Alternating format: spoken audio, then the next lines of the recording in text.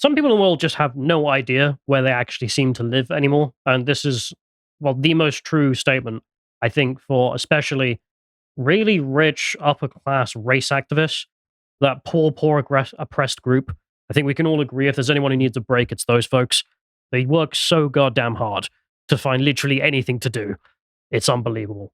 And I think I found one. And I think we're just going to go through something he wrote, which is unbelievable. So I'll just quickly get this up on screen, which is the article itself. This guy writes for The Atlantic, and, he's not that interesting himself. He's pretty typical in the sense of, like, look at him. Works in academia. What is he? The professor of sociology and African American studies at Yale University. Basically a nobody.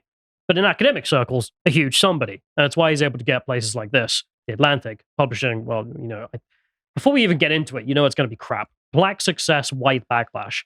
He's just going to be whining about white people. And before we go on, I think I should promote something. So I'll promote it real quick. The Lads Hour we did, ranking British cities, which was jolly good fun. So do go and check that out. That's basically just where we have a piss up, really. I was on the one last month. It's funny. Yeah, it's good fun. If you enjoy more relaxed stuff, then do go enjoy that. But otherwise, we shall get into it. Because this guy has a pretty tame life. I mean, as you can see from his Wikipedia real quick. I know it's Wikipedia, but whatever. Like, goes to multiple universities, spends his time whining about how black people are oppressed in the United States. Okay. He's born in 1943. So there's a pretty easy argument for that, obviously, throughout the history. Until you get to, like, the modern era, and then he has nothing to do with anything in the modern age. Because the problems of 1940s America in terms of race relations, funnily enough, are really not relevant. I mean, I can't think of anyone who has anything in common with someone who lived in that era when it comes to race relations. Frankly, as someone who's, basically still a baby, I kind of find when people from that era talk about race relations and they think seriously in those terms of, like, well, of course, we didn't let him in because he was one of them. And they'll say the word that we obviously can't say. I kind of find it not real because it's so foreign to me. And the period in which we live now, compared to when this guy was born, it's so foreign just in terms of date, as here's a world map of a time period going back that far. I mean, this world here, we're looking at, I think it's the 1880s. I mean, what connection does that have to this guy in the 1940s when he's growing up? I like all the pink. Yeah, back when things were better. Yeah. You can also see, like, this is before the scramble of Africa. Like, you've still got all the African kingdoms down here selling their slaves and making a quick buck. I suppose at that point, most of them are just selling to the Arabs. There's nowhere else to sell them to. But my point being that this world here, he wouldn't recognize, obviously. Anyone born in the 40s wouldn't really have much in common with the 1880s. It's just completely foreign to them. And in the same sense that world of segregation and the civil rights movement, I mean, year upon year, I think because it's just part of your life, we don't appreciate just how far back that is now for most people, especially people in their 20s and whatnot. Yep. When you come to them in the education system and demand that they bend the knee because, don't you know, back in the 60s, there was racism. So, okay, granddad, I grew up after the towers fell. I don't know what the hell you're talking about. And I think this is exemplified by this particular racial obsessive. Because he says in here, for example, in the piece, I want to emphasize that across the decades, many white Americans have encouraged racial equality, albeit sometimes under duress, because, of course, white people are evil. In response to the riots of the 1960s, the federal government, led by the former segregationist L. Lyndon B. Johnson, passed the far-reaching legislation that finally extended the full voting rights of citizenship to black people, whilst targeting segregation. These legislative reforms, and especially affirmative action, was implemented via LBJ's executive orders from 1965. So there you are. Yeah, completely foreign concept to someone like me. I mean, not only America, so not here, but yeah, we still have to live in these people's world. Just really, really long ago now, if we're being honest. This is something I had when I remember at school, which is 2010s or something, just before that. And we'd be talking to the history teacher, and they would insist that we imagine if this was happening to us. And we were like, I can't, because that doesn't even make sense. Like, we're in a very diverse classroom. None of us give a crap about race. And you're like, yes, but don't you know that these guys here have been oppressed? And it's like, I've been in school with him for the last 10 years. No, he hasn't. If anything, he's getting a better ride than me because of X, Y, and Z thing that's going on in school that has no relevance to race because we were kids who barely understand the concept of racism. And I'm so sick of this being put to us, especially in the UK. And most people were treated poorly at this time, regardless of colour. Some people had it worse, obviously. Yeah. But, the history of humanity is we've all been treated poorly throughout whole of existence with the weather, other animals, It's just the tribes. gloss that was put on that mistreatment. Yeah. Because there was a lot of classism back then as well. Lots. Yeah. But then to move on, this is my point, because of course you can make the argument back then. These people seem to have no concept of how much has changed. And I think we can see this in this guy's writing, where he says, over the past 50 years, according to a study by Pew Research Center, the proportion of black people who are in low income, less than $52,000 a year for a household of 3, has fallen 7 points, from 48% to 41%. The proportion who are in middle incomes, this is 52,000 to 156,000 a year, has risen 1 point to 47%. And the proportion of those who are in high incomes, more than $156,000 a year, has risen most dramatically from 5% to 12%. Okay, massive shift. And he puts this all down to affirmative action. It worked perfectly, because now we have lots of black people who are making lots of money in the United States. Right. I have got a different answer. If you look, the low income has fallen, and that's because black American culture is destructive. You look at the middle class and the higher income, they're not practicing that poor black American culture, and they're doing really well and going up every single year. It's the low income ones. There's this reason you get this sort of divide, at least when you see it from the outside of the black American culture, where they'll make jokes about blacks who act white, etc. And you see it in comedy sets and the cultures. And it's always because, well, that guy, he wants to do well in life. And it's like, when you go meet the working class in any other country, they also want to do well. That's a bit of a weird divide to have. So I looked at the long-term trends of what's been going on here, and basically after the end of the US Civil War, you got a steady sort of up and to the right improvement in black families' outcomes in terms of the family staying together, but also all the economic aspects lining up as well, and life expectancy, all of those kind of things were basically up and to the right. And it all changed in the early 70s when fiat money came along and the welfare state really started to become established. And then black progress basically just stopped. They just flatlined. Yep. Well, what do you deem progress as well? Because, I mean, he puts this all down to affirmative action working. There we go. It worked. It all did well. And now we live in the evil age of white backlash. You want to know what he links to try and prove that claim? Some guy whining about Trump. I mean, it's just to get the point that they really have just run out of steam entirely. They don't even know what to do with themselves. It's just like, there's a white backlash. Why? People like Donald Trump. Okay, you're a massive waste of time. So they've only got one lens to interpret the entire world through. They certainly do. But he goes on in here. He says, the spectacle of black doctors, CEOs, and college professors out of their place. Sorry, who talks like that? What the hell are you talking about? Creates an uncomfortable dissonance, which white people deal with mentally by relegating successful black people to the ghetto. What? Sorry, who's looking at Barack Obama as like, bro, you from the ghetto? And ghettos are never built. Ghettos are created over time by the people who live there. Good point. He says, in a predominantly white professional spaces, this racial anxiety appears in subtler ways. Black people are all too familiar with a particular kind of interaction in the guise of a casual water cooler conversation, the gist of which is sort of an interrogation. Quote, where did you come from? How did you get here? And are you qualified to be here? The presumptive answer to the last question is clearly no. Black skin evoking, for white people, the iconic ghetto confers an automatic deficit of credibility. No, that'll be affirmative action, mate. This is what I mean by they don't even seem to follow their own words to understand how much things have changed. Like, why are people suspicious of a black professional in the United States? Why is it because, as he puts it, people just hate black people and think they're from the ghetto? Or is it because of what you literally mentioned, which is affirmative action en masse? Exactly. So you're looking at someone in your workplace who's black and you're saying to yourself, I had to work hard for this position. I had to do overtime. I had to get myself in debt to get a university degree and get the best degree. I spent decades studying for that. And I'm looking at you thinking, did you get here through merit or did you get here because you're black? That's bound to create resentment. Give you an example. Look at the Supreme Court of the US. Take a couple of the black characters. The most recent one, I can't remember her name, and then we literally call it diversity hire usually. because what's it's the point? incredibly obvious which of them there is on merit and which of them is there as an affirmative action hire. And it's just embarrassing reading her opinions. Utterly embarrassing. She seems to have no clue what she's doing. Well, I mean, he says here last year the Supreme Court outlawed affirmative action in college admissions.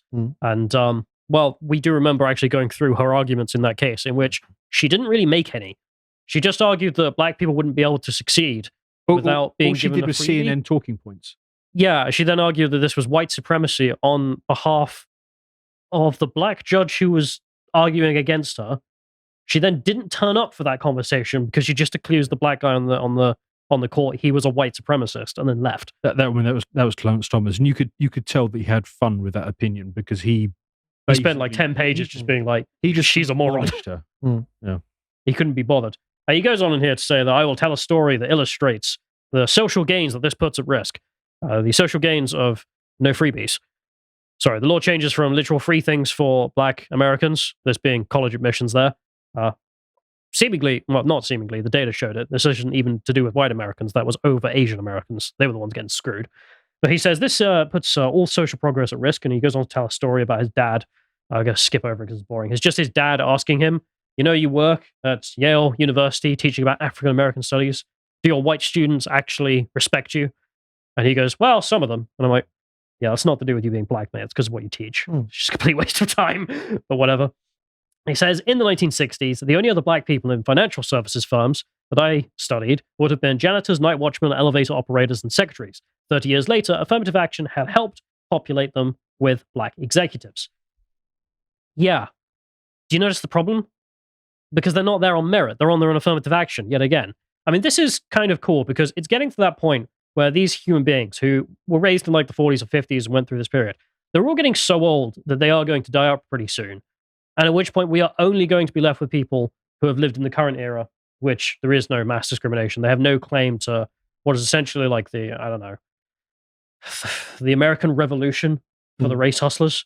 I mean, if you ever talk to these people, all of their historical knowledge sort of starts in the 30s or with slavery. That's the only thing that's taught at school. Yeah. That's why. It's the only thing they're able to talk about. And I'm not sure it'll die out. That's like saying, once Jesus dies, we can all stop talking about Christianity. Oh, I mean, they'll go on. I just mean that at least this guy has an argument of like, well, you can see how progress has been made in race relations since the 40s. And it's like, okay, yeah, fair enough. And then we're literally just going to have people who have never experienced any of that left over with these stupid arguments. And it's kind of sad that someone this old can't see any of the change. He says here, too many people forget, if they ever knew it, the profound cultural shift affirmative action effected, and they overlooked affirmative action's critical role in forestalling social unrest. Yeah, because there's never been any race riots since the 1990s. Thanks, bro. Things are going swimmingly. Why? Because we hire guys on the basis of being the blackest instead of the most competent. I mean, the Supreme Court being a perfect example there, where Joe Biden literally just said, give me the most black and a woman candidate you can find. Yeah, he said it on his campaign, didn't he? He said the next person in the whatever it's the court system I will appoint a black woman. Well, you've not even looked at any candidates yet. You'd already prejudged what he was going to appoint. And then she turned out. I would have had more respect if he just did it at random, just like selected one off the phone book. Well, even if you did, because that's the thing, she turned out to be a defender of child pornography suspects, and also she couldn't tell what a woman was. Yeah. So you could have picked better at that, surely, with literally a dart at board, but whatever. But this guy ends off his piece here. He says, what opponents of affirmative action fail to understand is that without a ladder of upward mobility for black Americans and a general sense that justice will prevail, a powerful nurture of social concord gets lost. And this is what I mean. Like, these people are so just detached from reality and unable to learn anything that I think their passing will be one in which even their own comrades are just kind of done with, because what are you talking about? Justice here? And to illustrate this point about how bad, obviously, affirmative action is and its effects, well, we've been over this before, but I just have to keep mentioning it because I can't really get it through my head. You could please stop. There we are. Corporate America promised to hire a lot more people of color. It actually did. And I believe you were here last time we went through it. And for people who haven't seen, it's just the FTSE 100, S&P 100 companies saying that, well, we hired 300,000 more people. 6% of the people we hired were white. Okay, 6% of the population isn't white, so what went on here? And, well, they tell us direct discrimination against white applicants because that's what you asked us to do. BLM, Biden administration, Democrats, etc. the various groups that have demanded this. And the effects, I can't really fathom in my head how much damage this must have done to the level of American competency in the most powerful American companies. The fact that you are literally just hiring on the basis of race now entirely. I mean, we could see here in the less senior roles, I mean, the white population there of workers were just disappeared. They were kicked out. And at every other level, just massively discriminated against. And how do you know that? Well, they tell us. They literally tell us, in which you're like, well, you demanded more brown people, so we hired more people because they were brown. So all this is going to do is make it easier for the AI to replace everybody. Because if you've got these big corporations who are not hiring based on merit and hiring on other criteria, by definition, you're going to have a crisis of competency. So it's just going to make it quicker for the AI to come and replace basically everybody. I was actually watching something, the Labour Party conference. It's this comedy show, and there was these speakers who came on and started whining about the fact that we have to regulate in Britain AI algorithms because they're secretly racist as well. They keep trying to get workers fired because... But the way large language models work is pattern recognition, which, as we know, is the root of all racism. It is indeed. I do love, though, because they were arguing, and there's a lady who comes on, and she says, this is actually horrific. I do agree with this lady who came on and said that she works in a call center, and there are now, the company that she works with, she represents the union, they're using AI to determine whether or not the tone of voice by the person in the call center was sufficiently happy. And if they're not sufficiently happy, they get it on a mark. And then an AI manager determines whether or not that human being should be fired because the AI monitor gives its data to an AI manager. And then a human manager at this point does overview the AI manager's decisions. But the only reason that's currently happening is because they want to perfect the AI management position. And then they will literally just fire everyone.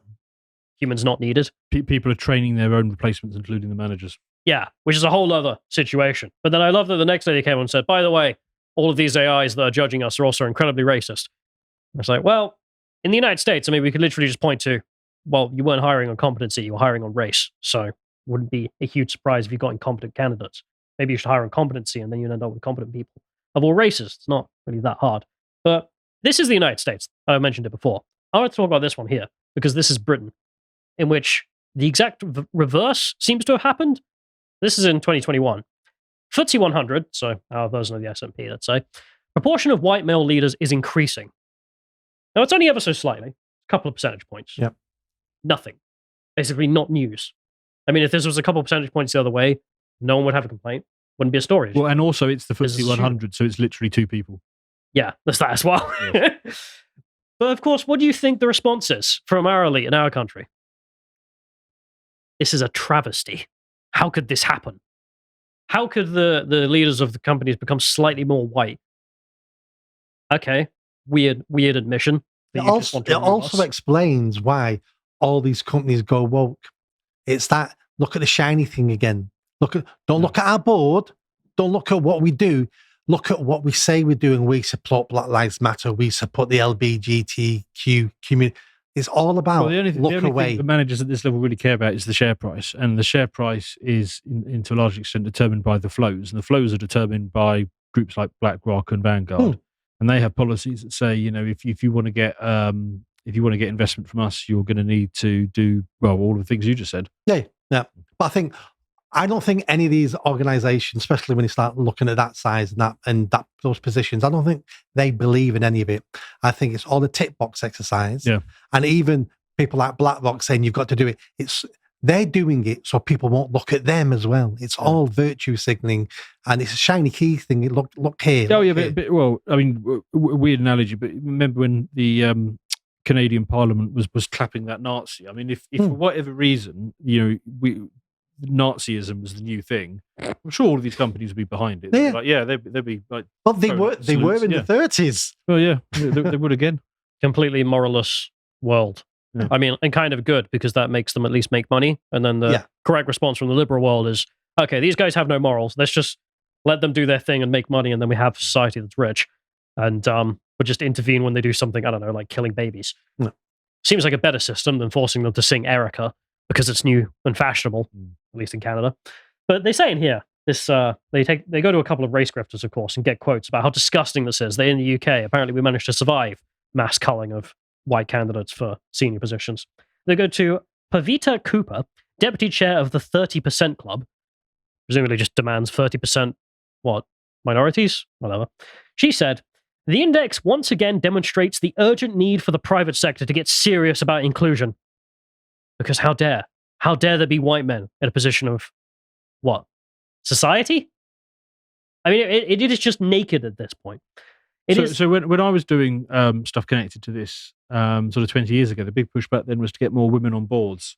And basically what you ended up getting is there was a handful of women who actually qualified to do that, and they just spent all of their time going from one board meeting to the next. Yeah. Because we need the woman. Yeah. Yeah. I mean, you are literally just a vagina to us. Yeah. Why? Not because we value that way, but because the government came to us and told us to value that way. Yeah. I mean, she goes on to say, it is simply not right to be marginalizing women and racially and ethnic diverse groups. No one had even mentioned women. So, I mean, we can tokenize them, though. But they're all the same thing. Trevor Phillips, though. Now, Trevor Phillips is a guy that we've spoken about quite a lot before. He is not someone who's a moron. He served as I think he was the labor advisor, not the minister. I'm getting this right. Yeah, wasn't a minister. For the Equality Department back in the day. He's the architect of the 2010 Equality Act, along with a few other people. And has since spent his life being like, oh God, what have I done? Yeah. The damage is irrepensible. Yeah. And this is what I found weird. He decided to turn around to this news and say, it was telling that white men rarely held senior diversity and inclusion jobs. Why? Because nobody takes it seriously and thinks it matters that much. So that's a good place for a woman in the minorities to go, where they can earn quite a lot of money and can call themselves chief somethings. And this is him berating, presumably, what he thinks, the old boys club, the white men club that's keeping our brother down. I don't know about you guys. I've never met one. It's pretty hard. I always thought that would be kind of an easy way to live life.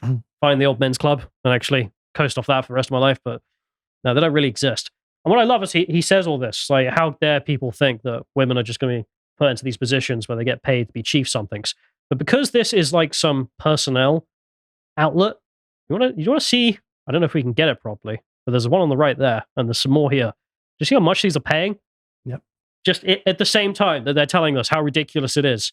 You know, people think that women and minorities are just taking on these jobs to, steal money from various companies, because you literally can in the UK. They offer a bunch of jobs where you can just steal money for being a woman or a minority. Yeah, I wonder what the demographic profile of diversity and HR leads are. Well, there was something funny that happened once, and I don't know if I told you guys. Shut up. Tell me to shut up if I have. We went and did a live event once, and 3 white guys came up afterwards and went, we're big fans. I said, what do you do for a living? They said, we work in banks in the city. But our side gig is that we're in charge of the diversity and inclusion departments. Okay, bit weird. Why are you here then? He says, we took them over so that we could have all the power. So whenever they get a case of someone was transphobic in the lunchroom, they go, that's terrible. In the bin. No. So, I mean, if you want the jobs, Smart. take them.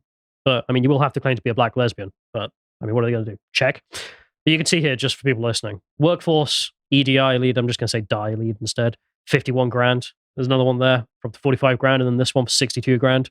And that's just the ones listed in an article, whining that this totally doesn't happen, bro.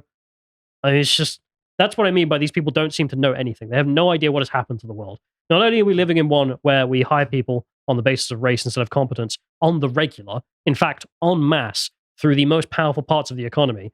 But then when it comes to the UK that managed to survive a year of this, I mean, some good news.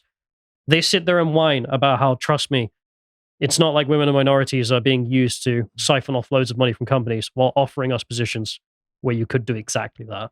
They moan because it's their job to moan. That's their whole industry. So they may know it's not true. I think some of them do know it's not true. Some of them really buy into it. But their job is to moan how unfair life is. That's their job. Whilst getting paid 62k to measure the genitals and the skin tone of the workforce. Good work if you can get it. I said the story last time when I was on talking about the same thing. A very good friend of mine, his daughter is in her 20s, and every job she goes for, she gets. And she ticks the gay box, she ticks the black box, she ticks the disabled box, and she's none of them, and she gets every job. And when I asked her about it, she went, well, who's going to ask me? Who's going to ask me to prove I'm disabled? Who's going to ask me I'm gay? And who has the guts to ask me, what ethnicity are you? who's got the guts to ask me those questions? And Because who I'd really sue 'em. wants to. So she ticks all, but I'm not saying that's why she gets a job. We don't know why she gets a job, but she gets every job she goes for.